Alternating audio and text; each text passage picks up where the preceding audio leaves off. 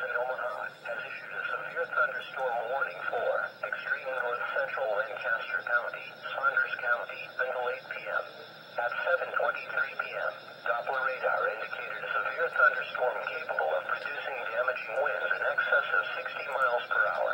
This storm was located near Valparaiso, or 20 miles northwest of Lincoln, and moving northeast at 30 miles per hour.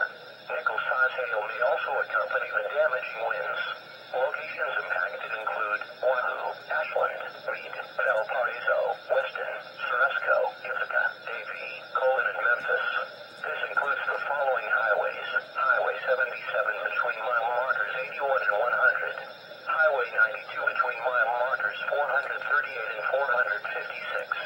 Severe thunderstorms produce damaging winds in excess of 60 miles per hour, destructive hail, deadly lightning, and very heavy rain. For your protection, move to an interior room on the lowest floor of your home or business. Heavy rains flood roads quickly, so do not drive into areas when water covers the road. Repeating, a severe thunderstorm warning has been issued until 8 p.m. for the following counties: in Nebraska,